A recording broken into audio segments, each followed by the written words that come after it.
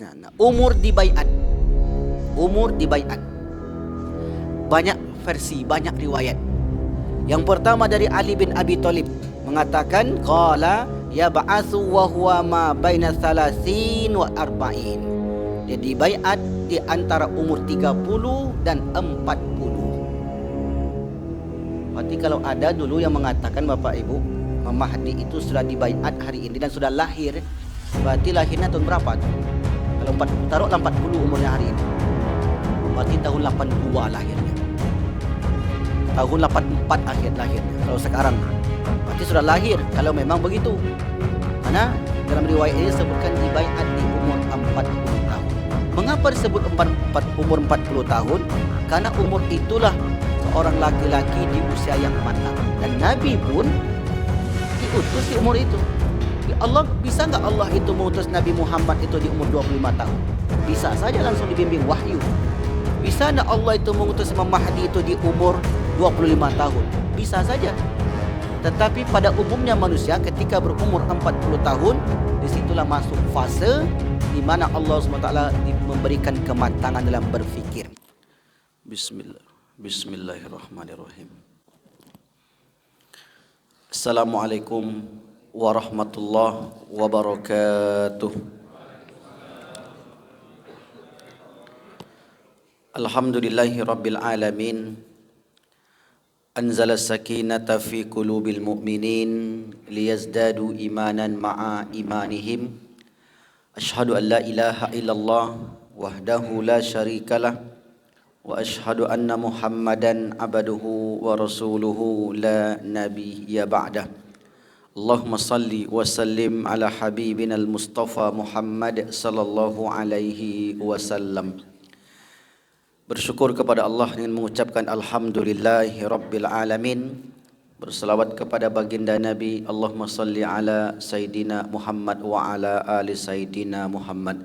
Kaum muslimin, Bapak Ibu hadirin hadirat yang dimuliakan Allah, di pagi ini kembali kita melanjutkan kajian perjalanan hidup setelah kehidupan di dunia ini. Tajuk utamanya tentang tanda-tanda kiamat besar. Sebelum kita lanjut, seperti biasa kita berdoa kepada Allah untuk mendapatkan keberkahan majlis ini, dan waktu yang kita luangkan hendaknya menjadi pahala dan pembela kelak di akhirat. A'udzubillahi minasyaitonirrajim. Bismillahirrahmanirrahim. Alhamdulillahirabbil alamin. Assalatu wassalamu ala asyrafil anbiya'i wal mursalin wa ala alihi wa ashabihi rasulillahi ajma'in. Allahumma anzil sakinata wal barakata was salamata wal afiyata ala hazihil jamaah, jamaati Masjid Nuril Huda ya arhamar rahimin. Allahumma astaqimna fi dinika, Allahumma akhlisna fi kulli amal. Rabbana atina fid dunya hasanah wa fil akhirati hasanah wa qina adzabannar. Walhamdulillahi rabbil alamin. Kaum muslimin, Bapak Ibu hadirin hadirat yang dimuliakan Allah, sampai kita pembahasan tentang tanda-tanda kiamat. Sebagaimana yang sudah kita jelaskan, al-qiyamah, kiamat, bahasa lainnya adalah as-sa'ah. Pembahasan tentang as-sa'ah, tentang kiamat ini dibagi oleh para ulama kepada dua. Yang pertama al-qiyamatu as-sughra, kiamat kecil. Yang kedua al-qiyamatu al-kubra, kiamat besar. Kiamat kecil yang dimaksud adalah akhir zaman. Maka sebelum masuk ke periode tanda-tanda kiamat besar, akan berlaku tanda-tanda kiamat kecil. Tanda-tanda kiamat kecil ini banyak sekali, dan itu pun dibagi kepada tiga kategori. Ada yang sudah berlaku, yang berlalu, yang terjadi, seperti terbelahnya bulan, kematian Nabi Muhammad SAW, dan lain sebagainya. Dan ada yang sedang berlangsung dan terus berlangsung. Dan itulah yang terjadi berulang-ulang. Sehingga sebagian mengatakan itu kebiasaan. Nah, sesungguhnya tidak ada istilah kebiasaan di dunia ini, apalagi menyebutkan itu terjadi secara kebetulan. Tidak satu pun di dunia ini yang kebetulan. Semua sudah didesain oleh Allah Subhanahu wa taala dengan sedemikian rupa. Yang ketiga, sesuatu yang akan terjadi di masa yang akan datang. Maka yang terjadi di masa yang akan datang ini diantaranya adalah Fathu Baitul Maqdis, terbebasnya Baitul Maqdis. Bapak Ibu yang dimuliakan Allah Subhanahu wa taala. Sebelum kita masuk ke tanda kiamat yang besar, berarti jilid kedua dari buku yang dulu Bapak Ibu pernah beli, yaitu di buku Seri Perjalanan Akhirat di jilid yang kedua, itu judulnya Kiamat dan Hari Berbangkit. Kiamat di sini maksudnya adalah kiamat besar. Saya akan bacakan satu hadis tentang tanda kiamat kecil. Yang hari ini sebagian ulama mengatakan inilah dia. Ini pendapat para ulama. Hadis ini hadis sahih. Terdapat di dalam riwayat Imam Muslim yang bersumber dari Abu Hurairah. An Abi Hurairah radhiyallahu an. Ani Rasulillah sallallahu alaihi wasallam. Dari Rasulullah bersabda, annahu qala, bahwasanya Rasulullah bersabda, sayakunu fi akhiri ummati unasun. akan muncul di akhir umatku ini unasun, orang-orang yuhadditsunakum ma lam tasma'u. Mereka berbicara, berbual, atau mungkin bahasa kerennya berceramah, bercerita, ma lam tasma'u, yang tak pernah kalian dengar. Antum wala abaukum, kalian maupun bapak-bapak kalian. Fa iyyakum wa iyyahum, maka kalian jauhilah dan mereka jauhi. Hadis ini maknanya Bapak Ibu, akan muncul nanti suatu kelompok atau orang ataupun oknum ataupun identitas yang mana mereka berbicara, pembicaraannya itu tidak pernah kita dengar dan tidak pula pernah didengar oleh bapak-bapak kita, orang tua kita, ulama-ulama kita terdahulu. Apa maksudnya hadis ini? Maka di sini ada yang mengatakan itulah apa yang terjadi pada sosok yang hari ini sedang viral, yang mana bahasanya tidak pernah kita dengar dan tidak pernah pula di kitab-kitab para guru dan ulama kita. Paham maksud arah pembicaraan saya? Paham ya Pak Ketua ya? Jadi enggak pernah kita dengar ucapan seperti itu. Ketika dia berbicara dengan malaikat mungkar nakir, begini bahasanya. Ketika berbicara dengan semut, dihaluskan bahasanya. Mentang-mentang semut itu kecil, halus pula bahasanya.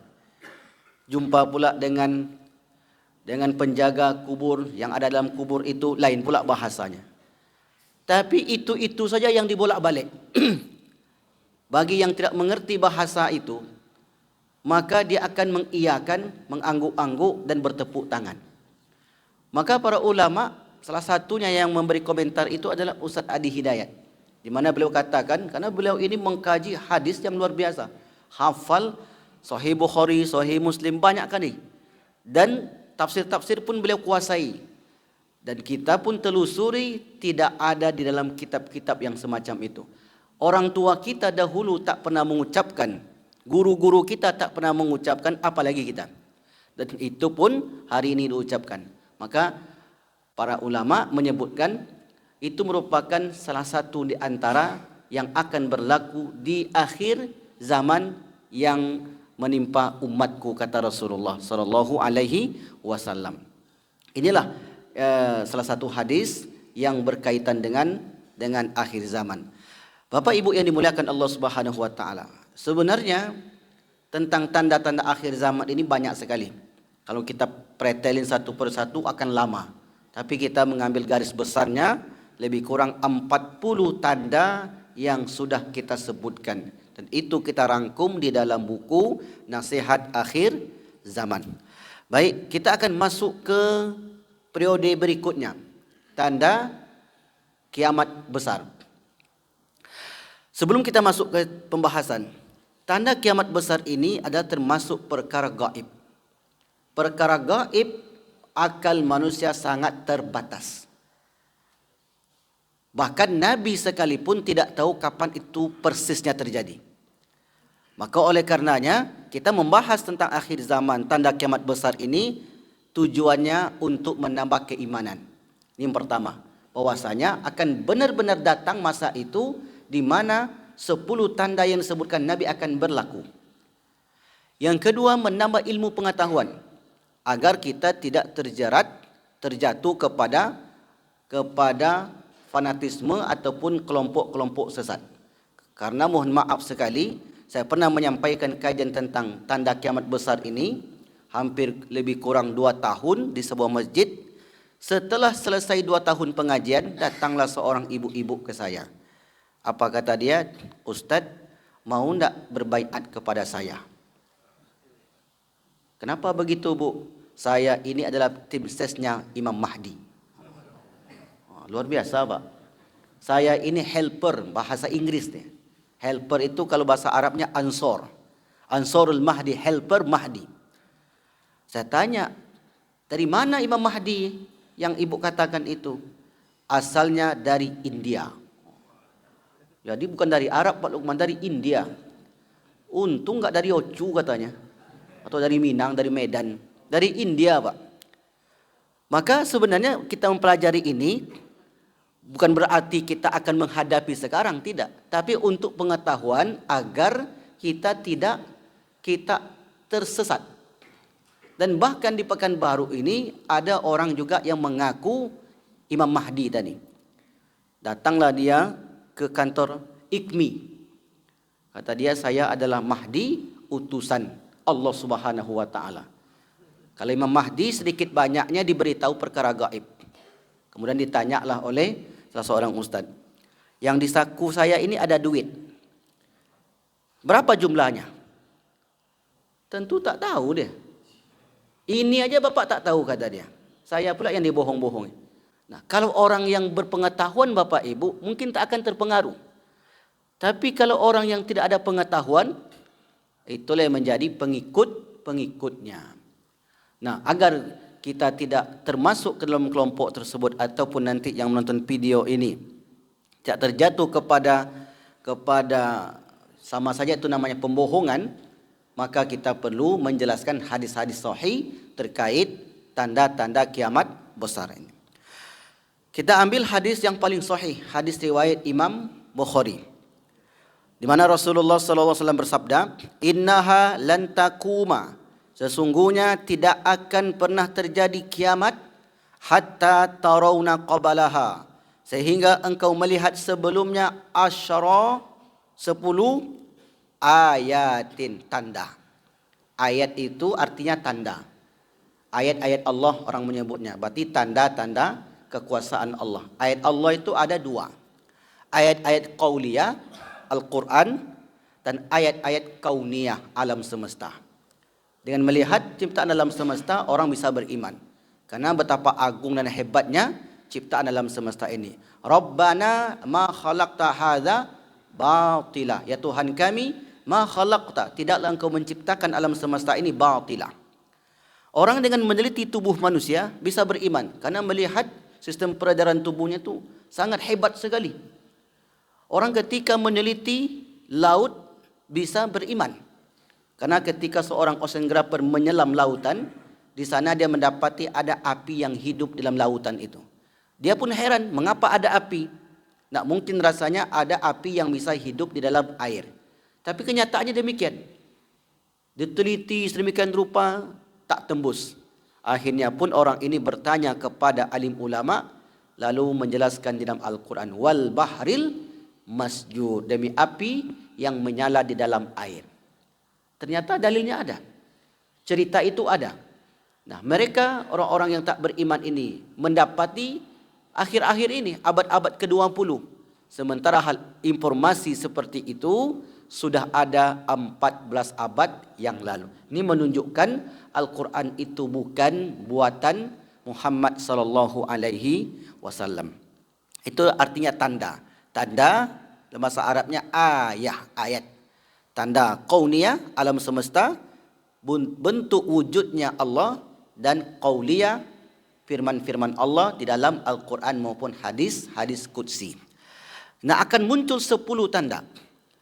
Dalam 10 tanda itu Bapak Ibu, Nabi tak menyebutkan Imam Mahdi. Enggak ada kata Imam Mahdi di situ. Yang disebutkan adalah yang pertama fadzakaru ad-dukhan, akan munculnya asap. Asap jangan dipahami asap kebakaran hutan. Karena setiap tahun kebakaran hutan itu selalu ada. Nanti musim panas bakar lagi hutan. Kita pun pakai masker kemana-mana. Nah, jadi bukan tanda itu, bukan asap yang dimaksud kebakaran hutan yang terjadi, tetapi gempa yang luar biasa, yang mana menghancurkan sepertiga dari isi bumi ini. Yang kedua, wad-dajjal. Disingkat saja Bapak Ibu, detailnya nanti. Dajjal itu secara bahasa artinya pendusta. Jadi kalau sebut orang Dajjal, secara bahasa, secara makna, artinya pendusta.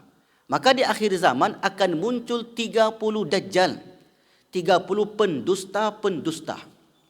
Dan semuanya mereka mengaku Nabi. Hari ini ada yang mengatakan, Bapak yang tadi itu, ini Nabi. Sudah sampai ke tahap itu Bapak Ibu. Na'udzubillah. Hari ini kita tengok video, kita telusuri, karena menarik memang. Menarik sekali orang ini, sehingga menyedot perhatian banyak mata. Dan sampai hari ini masih berlenggang-lenggok sehingga tidak ada teguran. Mestinya pihak MUI ataupun alim ulama memberi teguran, sebab menyandarkan perkataan Nabi padahal Nabi tidak pernah mengucapkannya. Fatal enggak seperti itu Bapak Ibu? Karena Nabi mengatakan man kadzdzaba alayya muta'ammidan, siapa yang berbohong kepadaku dengan sengaja, falyatabawwa maq'aduhu minan nar, maka dia telah menyediakan tempat duduknya di neraka. Orang yang berbohong dengan ucapan Nabi. Nabi tak pernah mengatakan demikian. Dia katakan ini perkataan Nabi. Contohnya apa? Ada contohnya. Siapa yang meminum kopi. Ini contoh nih Bapak Ibu, jangan pula nanti dibenarkan. Siapa yang meminum kopi, lalu kemudian kopi itu ada di dalam badannya, dalam lambungnya, maka tidak akan masuk neraka. Yang senang yang buka kedai kopi. Oh, ini dalilnya ada nih kata dia, dari Ustaz. Maka siapa yang punya kedai kopi senanglah dia. Itu bukan dalil. Masa ia gara-gara minum kopi enggak masuk neraka? Nah, ini tidak ada Nabi mengatakan demikian. Lalu kemudian ada orang yang menyandarkan kepada Nabi, waspada, sebab Nabi pernah mengatakan siapa yang berbohong mengucapkan sesuatu atas namaku sementara aku tak pernah mengucapkannya, maka tempatnya dia sediakan dari neraka. Jadi Dajjal itu artinya apa tadi? Pendusta, pembohong. Nanti akan muncul salasuna dajjalun, 30 jumlahnya. Semua mereka itu mengaku Nabi. Diurut oleh para ulama zaman dulu sampai hari ini masih lebih kurang 10 orang yang mengaku Nabi. Berarti masih ada nanti Bapak Ibu. Kalau menurut hadis itu 30. Misalnya Musailam al-Kadzab, Al-Ansi, kemudian Mirza Ghulam Ahmad. Ada beberapa nama disebutkan dalam kitab sejarah yang mengaku Nabi. Nah, berarti masih ada 20 lagi. Bisa jadi nanti di tempat kita ni ada juga mengaku Nabi. Nak tahu kita, wallahu alam. Dia bertapa di gua, kemudian pulang, jenggotnya bak lebah bergantung, panjang jenggotnya, kemudian serbannya kalah serban Pak Khalifah, serban Vespa bannya. Kemudian buat tasbih besar-besar, saya dapat wahyu kata dia. Orang sebagian percaya saja. Apalagi nampak di situ karomah-karomahnya. Karomah ini kalau dia orang alim, karomah namanya. Kalau dia orang tak alim, sihir namanya. Jadi bisa Pak, sesuatu yang ajaib itu bisa terjadi kepada manusia. Kalau kepada Nabi namanya mukjizat. Kalau kepada orang alim namanya karomah. Kalau kepada orang fasik seperti Musailam al-Kadzab, kata dia, kalau dia meludahi muka orang ini, maka mukanya akan sembuh dari penyakit. Karena wajahnya itu kena semacam api, kalau disembuhkan, kalau diludahi oleh Musailamah ini akan sembuh. Rupanya ketika diludahi semakin parah. Ini namanya penghinaan, al-ihanah. Tapi dia mengaku Nabi, sesuatu yang ajaib itu. Jadi ada 30. Maka kalau kita diberi umur panjang, mudah-mudahan kita menyaksikan itu. Tanda-tanda itu kan muncul tiba-tiba saja. Dari mana asalnya itu pun kita tidak bisa prediksi. Wad-Dajjal. Kemudian wadabbata. Dabba hewan melata. Hewan melata ketika itu hewan yang bisa berdialog dengan manusia. Terbayang enggak oleh kita ada jumpa kita kambing di tengah jalan ngomong dia, Pak Ketua kata dia. Kan kaget kita tuh Pak. Atau hewan melata ini semacam ular dan sejenisnya. Kecoa ya Pak ya. Sampai di rumah ngusir kecoa, jangan pukul saya kata kecoa. Di akhir zaman hal-hal begitu terjadi.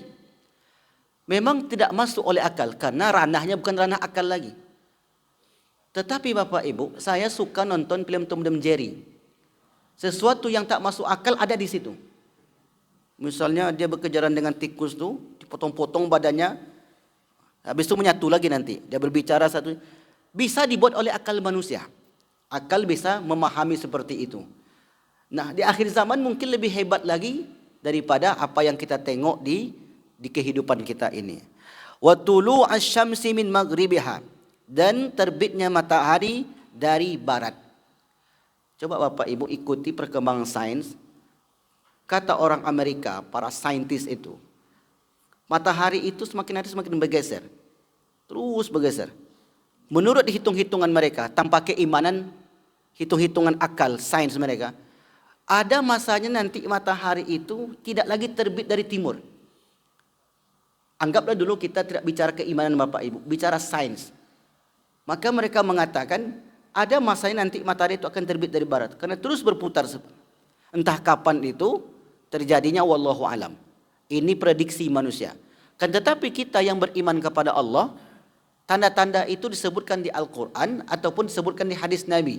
Di Al-Quran, taubat orang tidak diterima apabila matahari terbit dari barat dan nyawa sampai di kerongkongan. Maka akan terjadi di masa itu. Ada yang berkata, kalau memang terjadi di masa itu, apakah sistem jam waktu masih sama? Ada yang mengatakan tidak. Karena satu hari itu terasa 1 bulan. Lama sekali. Dan matahari itu tertutup oleh asap gelap. Kalau dipahami di hari ini, saya bacalah berita tentang Timur Tengah. Hari ini Iran dan beberapa sekutunya ingin melakukan, mungkin bahasanya perang lah Bapak Ibu. Di media ya. Faktanya kita tak tahu. Kalaulah memang diletupkan nuklir setiap negara itu, maka akan menutupi cahaya matahari. Setiap negara yang punya nuklir diledakkan, itu bisa hancur dunianya. Karena kekuatannya luar biasa. Berapa setiap negara yang maju itu punya nuklir? Berapa banyak mereka punya? Kalau itu diledakkan semua, apa tak habis? Maka yang merusak dunia ini nanti adalah manusia itu sendiri. Saya memang ketika berbicara sains itu suka saya melihat YouTube. Jadi di tahun 90-an gambar bumi disorot dari jauh itu masih hijau, masih sejuk. Ditengok tahun 2000-an sudah banyak titik-titik api mulai panas. Di bumi ini apa yang dialami oleh orang sekarang dengan dulu, kekuatan panasnya berbeda. Mungkin bisa Bapak Ibu rasakan bagaimana keadaan di tahun 50-an. Mana yang lebih panas, sekarang atau dulu? Lebih panas sekarang. Disebabkan banyaknya hutan dan seterusnya itu. Nah, ini penelitian manusia. Yang berikutnya wa nuzula Isa ibni Maryam, dan turunnya Isa bin Maryam. Isa bin Maryam turun di Damaskus. Di sebuah menara, Manaratul Baidha, menara putih, di mana tempat menara sekarang ini banyak dihuni oleh orang-orang Nasrani di sana. Bapak Ibu boleh berkunjung ke sana, buat nanti turnya. Pak Lukman ya, Bapak sudah pernah ke sana? Boleh Pak tengok di sana. Manaratul Baidha masih ada sampai sekarang. Dan dalam keyakinan kita, kalau itu sudah dikatakan Allah, akan tetap langgeng sampai nanti Imam Mahdi itu turun.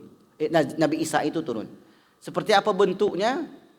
Bagaimana cara turunnya disebutkan oleh hadis Rasulullah sallallahu alaihi wasallam. Wa Ya'juj wa Ma'juj, Ya'juj dan Ma'juj. Ya'juj dan Ma'juj ini manusia. Nah, di sinilah banyak perbezaan pendapat para ulama. Siapa mereka itu? Jumlahnya sangat banyak sekali. Ada yang mengatakan, ini yang mengatakan bahwa saja etnis terbanyak di dunia itulah dia. Boleh tak begitu? Nah, na'udzubillah, kita tidak bisa memastikan Bapak Ibu, tapi yang jelas dari kalangan manusia.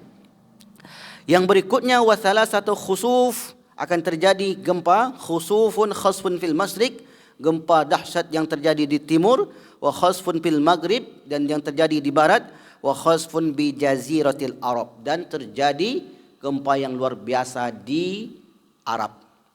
Dalam satu riwayat, di Timur Tengah itu akan ada api yang sampai ke leher Punu Unta.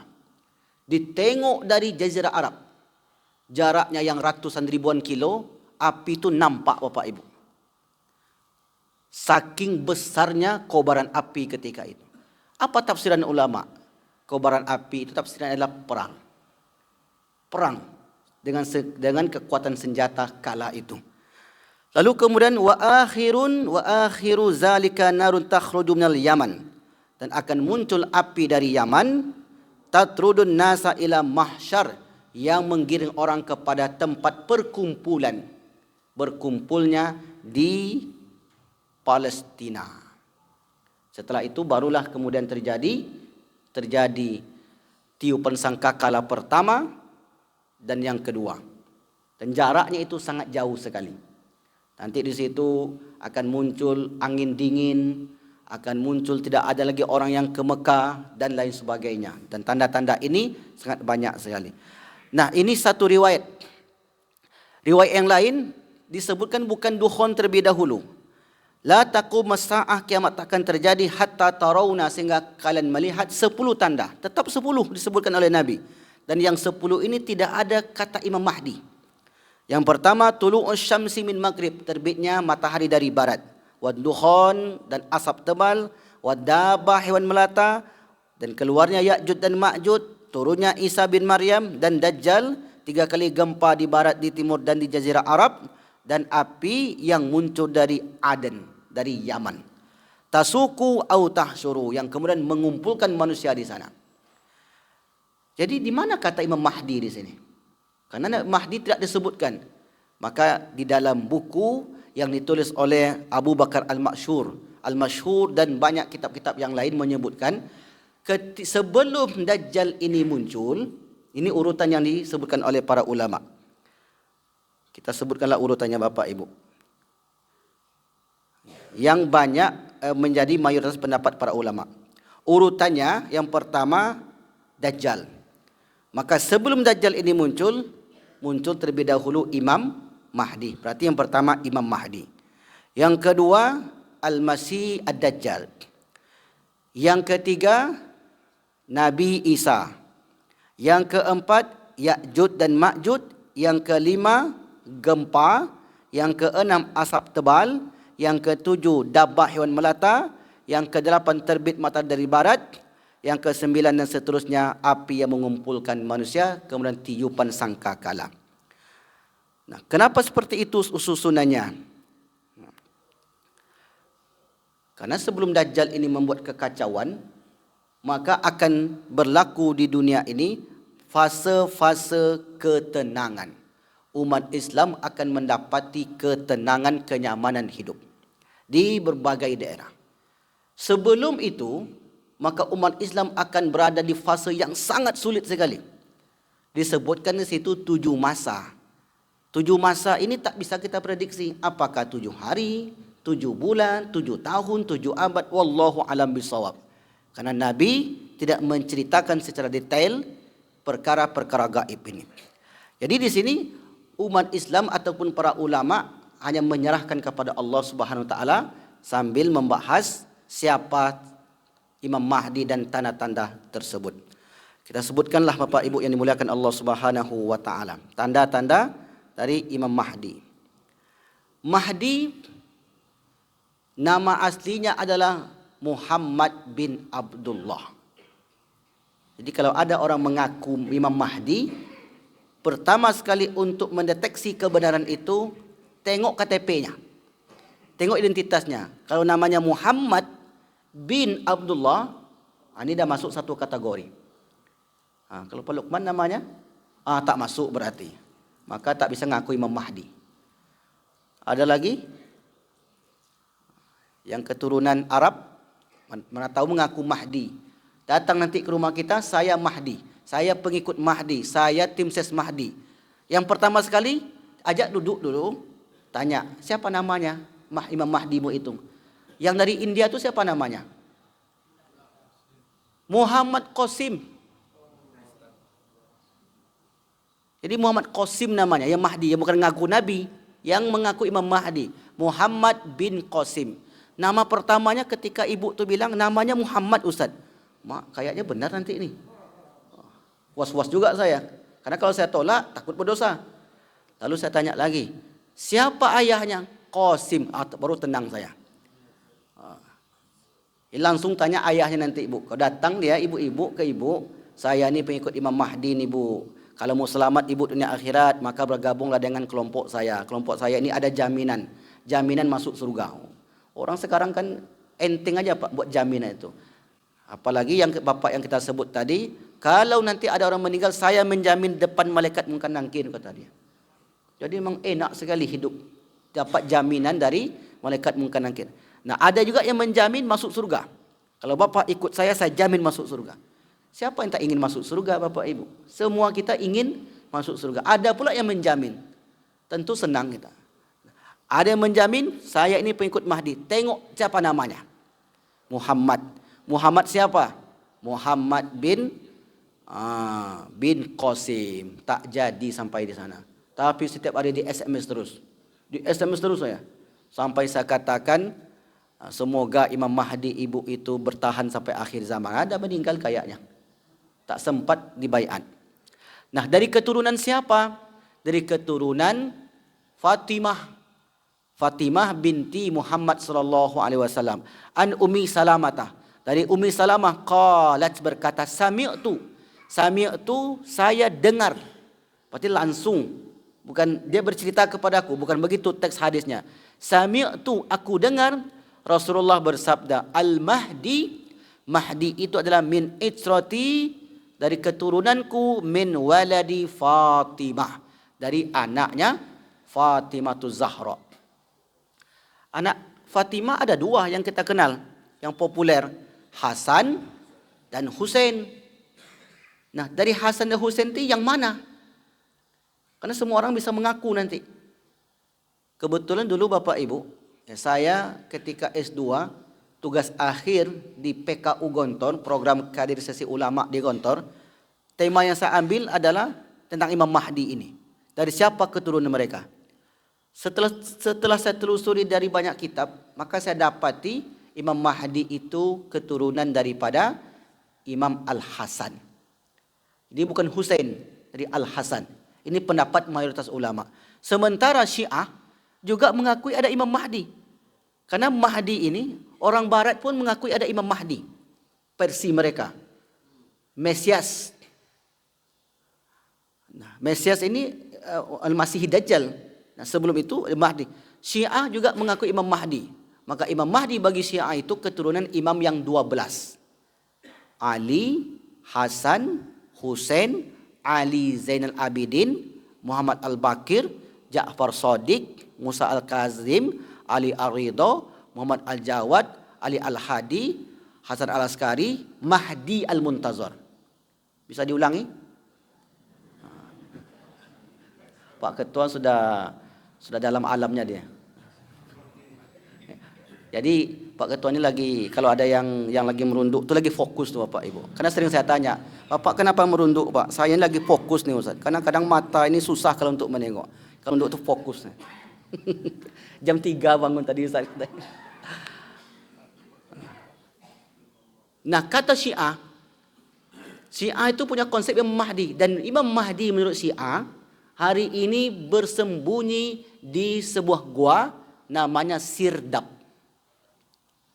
Sejak kapan itu Ustaz? Sejak abad ke-3 Hijriah. Bagi mereka masih hidup itu imam. Bersembunyi sekarang di Sirdab, yang mana nanti di akhir zaman dia akan muncul. Dan karena Imam Mahdi Syiah ini tak bisa dijumpai, maka terpaksa diangkat wakil. Jadi ada wakilnya, wakil utusan Imam Mahdi Syiah. Maka itulah yang dipegang oleh ulama-ulama mereka. Jadi sampai begitunya Bapak Ibu. Dan hidup sampai hari ini kata dia. Berada di Gua Sirdap tadi. Berarti kalau abad ketiga, sekarang sudah masuk abad ke-14 Hijriah. Berarti umurnya sudah 11 abad. Ada orang hidup 11 abad. Logika saja enggak masuk. Maka agama ini perlu dengan logika yang kuat. Jangankan 11 abad. 11 tahun saja di gua tak makan-makan, jadi tulang belulang. 100 tahun tak hidup lagi. Kecuali Nabi. Ada Nabi memang ditidurkan Allah 100 tahun. Namanya Nabi Uzair. Kita kisahkan dulu Nabi Uzair itu. Tertidur selama 100 tahun. Nah, jadi kata Rasulullah, Mahdi itu keturunan dari Fatimah. Maka konsep Ahlus Sunnah wal Jamaah, Imam Mahdi itu keturunan daripada Al-Hasan. Berarti ada tidak keturunan Nabi sampai hari ini? Ada. Ada Bapak Ibu. Karena tidak mungkin Nabi berbohong. Hadis riwayat Imam Abu Daud. Nah, karena hadis ini tidak ada apa istilahnya penyebutan secara detail, maka orang kemudian mengaku dialah Mahdi. Dialah Mahdi.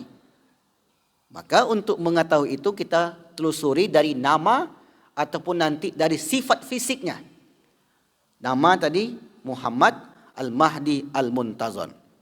Riwayat yang lain dari Abdullah ibni Mas'ud an Nabi sallallahu alaihi wasallam, lam yabqa minad dunya illa yaumun, tidak tersisa di dunia ini kecuali satu hari, la tawwalallahu dzalikal yauma, Allah panjangkan satu hari itu.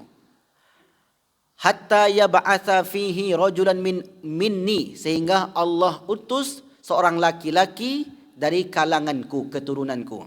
Berarti Mahdi ini bukan perempuan, rajulan, laki-laki minni, au min ahli baiti, atau keturunan keluargaku, yuwati usmuhu ismi, namanya sama dengan nama saya. Berarti namanya siapa? Nama Muhammad. Muhammad. Namanya keturunan yang akan muncul itu sama dengan nama saya. Wasmu abihi ismu abi, nama bapaknya sama dengan nama bapak saya. Inilah disebut oleh para ulama tadi, Mahdi namanya Muhammad bin Abdullah. Hadis sahih Bapak Ibu. Wa qala fi hadis la tadhhabu aw la tanqadid dunya, dunia ini tak akan binasa, tak akan hancur, hatta yamlikal arabu rajulun, sehingga orang Arab memiliki seorang laki-laki min ahli baiti, dari keturunan keluargaku, yuwati usmuhu ismi, namanya persis serupa dengan nama saya. Muhammad bin Abdullah. Ini harga mati. Nama Imam Mahdi Muhammad bin Abdullah. Banyak sekali dalilnya, kita sebut dua saja. Kemudian yang kedua, tempat lahir. Dalam kitab Al-Barzanji, dalam kitab Al-Isya'atu li Asratis Sa'ah, menukil riwayat dari Abu Nuaim. Imam Mahdi lahir di kota Madinah. Tengok nanti KTP-nya. Kalau lahirnya di kota Pariaman, tak masuklah tu. Kalau lahirnya di Medan, itu tak masuk juga. Apalagi yang ngaku Mahdi itu lahirnya di India, meleset tu Pak. Yang kemarin ngaku Mahdi di Pekanbaru, lahirnya di Bangkinang, meleset lagi.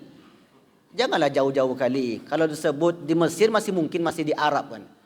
Jadi kalau berbohong tu pandai-pandailah sikit. Jangan berbohong. Masuk ya Pak ya. Meleset tu. Datang nanti ke Pak Lukman dia, saya ini keturunan Mahdi. Bapak lahir di mana? Pasuruan, contohlah. Ini meleset. Siapa namanya? Siapa namanya? Abdul Qadir. Astagfirullah. Abdul Qadir. Oke, baik. Nah, sementara menurut Imam Al-Qurtubi dalam kitab At-Tazkirah, lahirnya tetap di Arab. Oke, baik. Nah, pendapat yang kuat lahirnya di kota Madinah. Ini dua. Namanya jelas, tempat lahirnya disebutkan. Ciri-ciri fisik. Ini penting nih Bapak Ibu. Ciri-ciri fisik An Abi Sa'id Al-Khudri qala qala Rasulullah sallallahu alaihi wasallam al-mahdi minni, mahdi itu keturunanku, ajala jabha. Ni dahinya lebar, Pak. Jadi kalau dahi lebar berarti ini. Jadi kalau dahinya tidak lebar, kecil dahinya, ini dah keluar daripada kategori tadi. Jadi tengok nanti ciri fisiknya. Ni dahinya lebar atau tidak ni? Lebar dahinya. Taruhlah misalnya sekarang ni kita jumpa dengan aku Mahdi. Namanya Muhammad bin Abdullah. Lahirnya pas pula di Madinah. Madinah ni di mana ni? Rupanya Madinah yang dimaksud Mandailing Natal. Mandailing Natal. Madinah juga, Pak. Dibuat ni. Kemudian jidatnya lebar pula. Ini kan jadi was-was kita. Jangan-jangan dia orangnya ni. Yang berikutnya aqanal anf, hidungnya mancung. Tengok itu. Kalau hidungnya pesek, nak masuk. Bisa ditengok itu. Ngaku Mahdi tapi hidungnya pesek. Yamla'ul arda qistan wa adlan. Ini sifat berikutnya. Yamliku sab'ina sinin. Dia akan menguasai dunia ini selama 7 tahun. Dalam riwayat yang lain, Al-Mahdi min waladi, Mahdi itu di keturunanku. Wajhuhu kal kaukab, wajahnya itu seperti bintang, berarti bercahaya wajahnya. Durri, launu Arabi, kulitnya seperti kulit orang Arab. Wal jismun Israili, badannya tegap seperti Bani Israel. Berarti Imam Mahdi itu orangnya tegap, jidatnya tinggi, hidungnya mancung, besar, putih. Gagah, Pak. Datang orang ke Pak Bukhari. Orangnya kecil, hitam, pesek, dahinya kecil pula. Aku Mahdi atem peleng aja orang kayak gitu tuh. Itu membodoh-bodohi kita namanya tuh.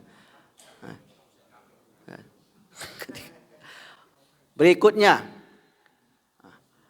dalam riwayat yang lain, kalau Imam Mahdi itu, mohon maaf ya, saya tidak menyinggung tidak.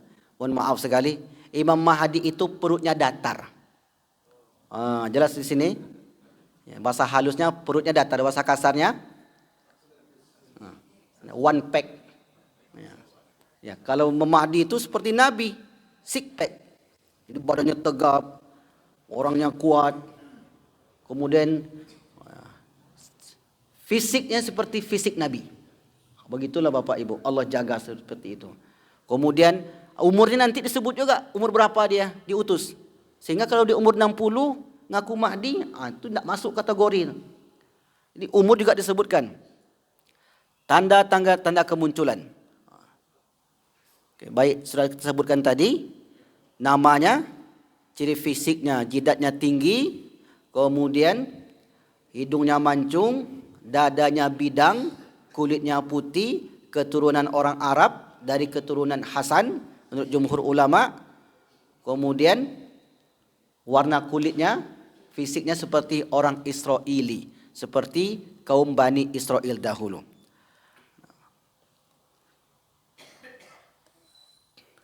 Perlu kita baca teksnya. Umur dibaiat. Banyak versi, banyak riwayat. Yang pertama dari Ali bin Abi Thalib mengatakan qala ya ba'atsu wa huwa ma baina 30 wa 40. Dia dibaiat di antara umur 30 dan 40. Berarti kalau ada dulu yang mengatakan Bapak Ibu, Imam Mahdi itu sudah dibaiat hari ini dan sudah lahir, berarti lahirnya tahun berapa tuh? Kalau taruhlah 40 umurnya hari ini. Berarti tahun 82 lahirnya. Tahun 84 akhir lahirnya. Kalau sekarang, berarti sudah lahir kalau memang begitu. Karena dalam riwayat ini disebutkan dibaiat di umur 40 tahun. Mengapa disebut umur 40 tahun? Karena umur itulah seorang laki-laki di usia yang matang. Dan Nabi pun diutus di umur itu. Bisa enggak Allah itu mengutus Nabi Muhammad itu di umur 25 tahun? Bisa saja langsung dibimbing wahyu. Bisa enggak Allah itu mengutus Imam Mahdi itu di umur 25 tahun? Bisa saja. Tetapi pada umumnya manusia ketika berumur 40 tahun, disitulah masuk fase di mana Allah SWT memberikan kematangan dalam berfikir. Nah, ada satu amalan Bapak Ibu, kalau sudah masuk umur 40 tahunan, maka bacalah doa yang terdapat di Quran surat yang 46, surat Al-Ahqaf ayat yang ke-15. Ini amalan. Apabila memasuki umur 40 tahunan. Falamma balagha arba'ina sana, ketika berumur 40 tahun, qala rabbi auzi'ni an ashkura ni'mataka allati an'amta alayya wa ala walidayya wa an a'mala salihan fima tarda wa aslih li fi dzurriyyati inni tubtu ilaika wa inni minal muslimin. Itu ayat Al-Quran. Quran surat yang ke-46 atau surat Al-Ahqaf ayat yang ke-15. Bisa cek di situ. Anjuran para ulama di umur 40 tahunan maka bacalah ayat ini. Bacalah doa ini. Imam Mahdi antara 30 sampai 40. Riwayat Abdullah bin Harith qala yakhruju Mahdi wa huwa ibnu arba'ina sana. Juga menyebutkan umur 40 tahun. Dari Ka'ab Al-Mahdi ibnu ahadu au isnataini wa khamsina sana. Ada yang mengatakan di umur 52 tahun. Riwayat-riwayat ini Bapak Ibu diteliti oleh para ulama. Ada beberapa riwayat ternyata hadis palsu. Kecuali yang dikuatkan tadi di umur 40 tahun. Maka kalau ada yang mengatakan kemarin lahirnya tahun 82, berarti dah lewat Pak. Berarti dah masuk fase Dajjal menurut dia. Padahal Imam Mahdi sendiri belum nampak sampai hari ini. Nah, itu umur di baiat. Kita sebutkan di dalam kitab-kitab tadi. Nah, berikutnya tugas dan masa berkuasa. Kita cukupkan yang sampai di sini. An Abi Sa'id Al-Khudri qala Rasulullah ubasyirukum bil Mahdi. Aku beri kabar kalian dengan Mahdi. Yub'atsu fi ummati, diutus terhadap umatku ala ikhtilafi min nasi wa zalazila. Di mana ketika itu terjadi perdebatan pendapat yang dahsyat. Jadi memang tak bisa disatukan lagi. Ini begini, yang begitu itu. Satu kelompok dengan kelompok yang lain memang tak bisa disatukan Bapak Ibu. Bagaimanapun cara kita menyatukan antara umat ini enggak bisa bersatu. Maka satu-satunya yang bisa menyatukan nanti adalah Imam Mahdi. Hari ini kalau kita tengok faksi kelompok dalam Islam itu ramai sekali. Banyak sekali. Satu kelompok dan kelompok yang lain tidak saling ketemu. Saling merasa lebih dibanding yang lain. Maka kala itu nama Mahdi lah yang akan menggabungkan itu semua.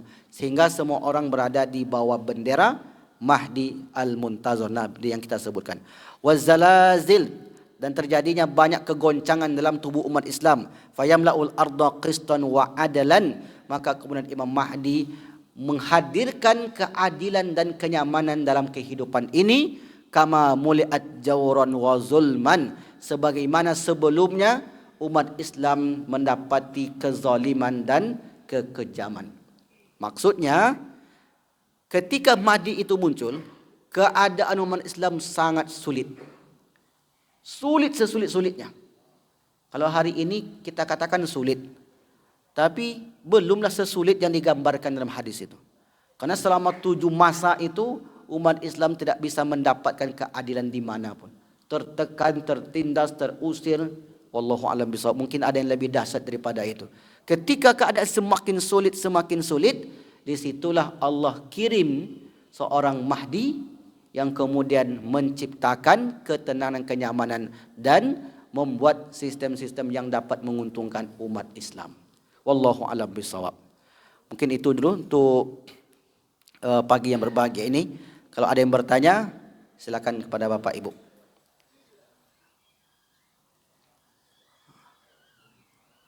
Tidak ada, alhamdulillah. Untuk berikutnya, siapa pengikut Imam Mahdi? Apakah semua umat Islam yang diikut Imam Mahdi atau ada yang lain? Akan disebutkan di dalam riwayat. InsyaAllah akan kita sambung di minggu yang akan datang. Nah, setelah itu nanti Bapak Ibu, setelah Imam Mahdi ini berkuasa menciptakan ketenangan, kenyamanan, kedamaian, disitulah Allah SWT mengirim Dajjal kepada kepada umat manusia ini. Ini terjadi ketenangan, habis itu terjadi goncangan. Nah, di situ terjadi perperangan yang disebut dalam kitab-kitab Al-Malhamatu Al-Kubra, perang besar, atau dalam bahasa barat namanya Armageddon. Mereka meyakini yang semacam itu. Kalau menurut siapa namanya yang tinggi IQ-nya itu Albert Einstein, akan terjadi perang dunia ketiga. Ini prediksi manusia. Kala itu perang menggunakan tombak, panah dan kuda. Jadi bagaimana keadaan seperti itu? Memang tak terbayang oleh kita. Hanya informasi-informasi dari hadislah yang dapat kita pegang dalam kehidupan kita ini. Apapun itu, kita tak perlu takut. Intinya begitu. Kita tak perlu risau, tak perlu takut, apalagi sampai jual kebun sawit, jual ruko yang di Sudirman, tak beroperasi lagi rumah sakit Zainab, jangan sampai begitu.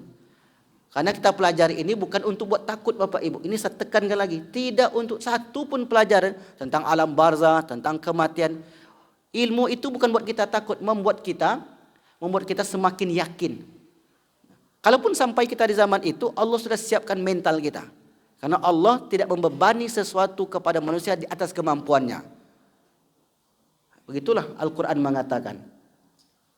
Maka oleh karena itu, terus kita mempelajari ini untuk menambah wawasan. Kalau nampak yang aneh-aneh nanti, kita sudah punya benteng penjaga diri dari orang-orang yang mempengaruhi kita, mengajak kepada aliran-aliran sesat itu. Wallahu alam bissawab. Baik Bapak Ibu yang dimuliakan Allah, jika tidak ada pertanyaan maka kita tutup dengan doa. A'udzubillahi minasyaitonirrajim. Bismillahirrahmanirrahim. Alhamdulillahirabbil alamin wassalatu wassalamu ala asrafil anbiya'il mursalin wa ala alihi wa ashabihi rasulillahi ajmain. Allahumma khtim lana wa ajalana bihusnil khatimati wa sa'ada wa la takhtim alaina bisu'il khatimati wasyaqawa.